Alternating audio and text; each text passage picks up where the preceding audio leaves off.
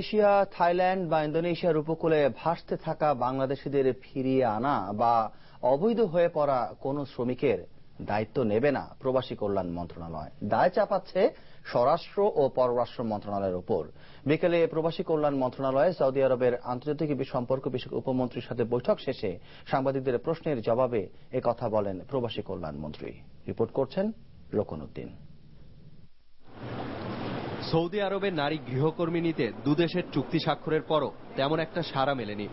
এখন পর্যন্ত নিবন্ধনই করেছেন 1003 নারী, কিন্তু তাদের প্রয়োজনেই সৌদি সরকার প্রায় 30,000-এর মতো ভিসা প্রস্তুত করে ফেলেছে। চাইলে যা আরো বাড়ানোও সম্ভব, আবার নিতে চায় রমজান মাসের আগেই। দেশটির উপমন্ত্রীর সাথে বৈঠকে এই সময়ে অন্তত 20,000 নারী কর্মী পাঠানোর আশ্বাস দেন প্রবাসী কল্যাণ মন্ত্রী। পরে সাংবাদিকদের বলেন 100 রিক্রুটিং এজেন্সিকে অন্তত 200 জন করে নারী কর্মী নিবন্ধন করাতে দায়িত্ব দেয়া হয়েছে। এ সময় উঠে আসে মালয়েশিয়া, থাইল্যান্ড বা ইন্দোনেশিয়ার উপকূলে ভাসতে থাকা বাংলাদেশিদের ফিরিয়ে আনার বিষয়। দায়িত্ব তো আমাদের মন্ত্রণালয়ের না, এটা স্বরাষ্ট্র মন্ত্রণালয় তাদের আনার ব্যবস্থা করছে। অবৈধ বিষয়টা কিন্তু আমাদের দেখার বিষয় না, আর আমরা ওর মধ্যে ইনভলভ হওয়া আমাদের ঠিক হবে না। অবৈধ বিষয়টা স্বরাষ্ট্র মন্ত্রণালয়, পররাষ্ট্র মন্ত্রণালয়, তারাই এটা নেগোশিয়েট করতেছে এবং এটা আমার মনে হয় তাদের লেভেলে রাখাটাই উচিত। বেসরকারি রিক্রুটিং এজেন্সিকে বাদ দিয়ে সরকারের G2G পদ্ধতিতে মালয়েশিয়ায় লোক পাঠানোর সিদ্ধান্ত ভুল ছিল। সেই ব্যর্থতার কারণেই লোকজন অবৈধ পথে মালয়েশিয়া যাচ্ছে। গবেষণা সংস্থা রামরুট চেয়ারম্যানের এমন মন্তব্যেরও কড়া সমালোচনা করেন মন্ত্রী।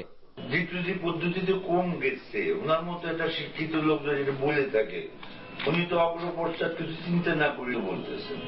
আপনার কি ধারণা আছে যে কত লোক গেলে কম গেছে, কত লোক গেলে বেশি গেছে, এরকম কোন ধারণা নির্ধারণ করা আছে? 3 বছরে মাত্র 8,000 গেছে।